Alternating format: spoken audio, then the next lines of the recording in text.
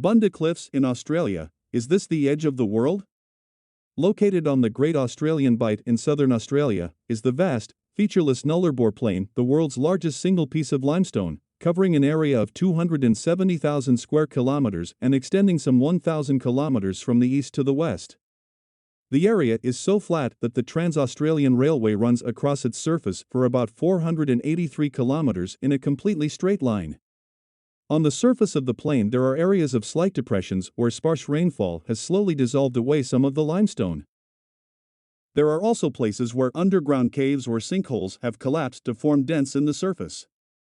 But mostly, the plain is horizontally flat and devoid of trees, as its Latin name suggests. The Nullarbor Plain ends abruptly at the spectacular Bunda Cliffs, comprising a 200-kilometer-long precipice curving around the Great Australian Bight. Bunda Cliffs form the southern edge of the Nullarbor Plain, which extends far inland. The white-colored base you see near the bottom of the cliff face is Wilson Bluff limestone. This chalky material formed as part of an ancient seabed when Australia began to separate from Antarctica 65 million years ago. This Wilson limestone is up to 300 meters thick, but only the upper portion is visible in Bunda Cliffs. Above the white Wilson limestone are whitish, gray or brown layers of limestone or crystalline rock. Some layers incorporate marine fossils, including worms and mollusks, indicating their marine origin.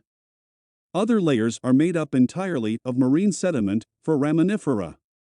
The cliffs are capped by a hardened layer of wind-blown sand laid down between 1.6 million and 100,000 years ago. The cliffs are some 60 to 120 meters high and sheer, and can be viewed from several viewing points along the Air Highway east of Eucla and west of Nullarbor Roadhouse. But they are better appreciated from the air.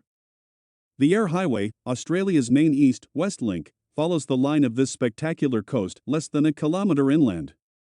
The highway was named after Edward John Eyre, who along with John Baxter and 3 Aboriginals, set off from Fowler's Bay in February 1841 in an attempt to reach Albany in Western Australia across the Nullarbor Plain. Lack of water and extreme hardship gave rise to a mutiny, and 2 of the Aboriginal boys shot John Baxter and absconded. Eyre and the 3rd Aborigine, Wiley, continued on their journey and completed the crossing in June 1841. The Air Highway was laid exactly a century later, in 1941. Over a distance of 85 kilometers along the highway, there are 5 main lookouts on the cliffs with signed, gravel access roads from the highway. The western lookout is the most popular because visitors can walk to a piece of rock jutting out of the cliff that offers a vantage-looking point. At the eastern end of Bunda Cliffs, there is a lookout at the head of the bight where visitors can stay for hours watching southern right whales in the ocean below the cliffs. Southern right whales migrate from the subantarctic in the autumn and give birth to calves in inshore water along the southern Australian coast, then remain in the vicinity for months while the calves put on weight. Head of the Bight is one of these calving/mating grounds. Thanks for watching the video. Don't forget to subscribe so you don't miss new videos.